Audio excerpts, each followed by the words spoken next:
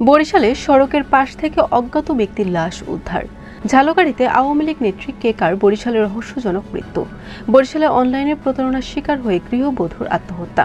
বরিশালের সন্দেহভাজন ভারতীয় নারী আটক। পটুয়াখালীতে পুলিশের ধাওয়ায় নদীতে ঝাঁপ, ৩ দিন পর লাশ উদ্ধার।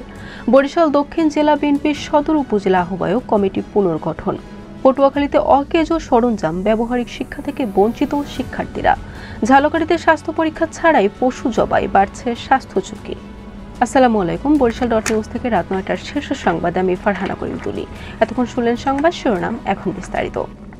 ঢাকা বরিশাল মহাসড়কের বরিশালের বাবুগঞ্জ উপজেলার রাকুদিয়া ক্যাপ্টেন মহিউদ্দিন জাহাঙ্গীর সেতুর পশ্চিম প্রান্তে সড়কের পাশ থেকে অজ্ঞাতনামা এক মধ্যবয়সী ব্যক্তির লাশ উদ্ধার করেছে পুলিশ। ঝালকাঠি জেলা আওয়ামী লীগের আলোচিত নেত্রী শারমিন মৌসুমী কেকার রহস্যজনক মৃত্যু হয়েছে।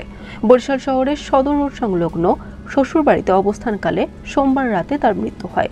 সংশ্লিষ্ট বরিশাল মেট্রোপলিটন কোতোয়ালি মডেল থানা পুলিশ তার লাশ উদ্ধার করেছে। বরিশালের মুলাদিতে অনলাইনে প্রতারণার শিকার হয়ে ৫ লক্ষাধিক টাকা হারিয়েছেন মারুফা নামে এক গৃহবধূ। টাকা ফেরত না পেয়ে তিনি কীটনাশক পানে আত্মহত্যা করেছেন বলে দাবি করেছেন স্বজনরা। আজ ১১টা ২০ ঘটিকায় জেলা এনএসআই বরিশাল কার্যালয়ের তথ্যের ভিত্তিতে বরিশাল মহানগরীর ২১ নং ওয়ার্ডস্থ মানুমিয়ার লেন এলাকা থেকে কোতোয়ালি মডেল থানা পুলিশ সন্দেহভাজন ভারতীয় নারীকে আটক করে। নৌ পুলিশের স্পিড বোটের ধাওয়ায় নদীতে ঝাঁপ দিয়ে নিখোঁজের ৩ দিন পরে রাসেল খানের ভাসমান লাশ উদ্ধার করা হয়েছে।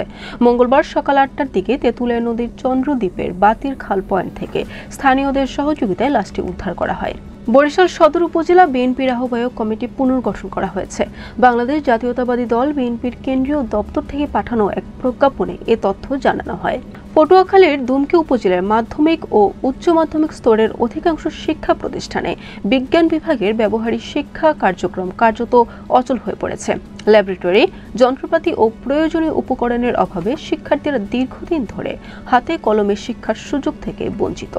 ঝালকাঠি জেলা প্রাণী সম্পদ বিভাগের চিকিৎসক দিয়ে স্বাস্থ্য পরীক্ষা ও ছাড়পত্র ছাড়াই জেলার বিভিন্ন হাটবাজারে অবাধে গবাদি পশু জবাই করে মাংস বিক্রি করছেন ব্যবসায়ীরা। একদিকে সংশ্লিষ্ট কর্তৃপক্ষের নীরব ভূমিকা ও জনসচেতনতার অভাবে চলছে পশু জবাই সহ মাংস ক্রয় বিক্রয়। বরিশাল নিউজ।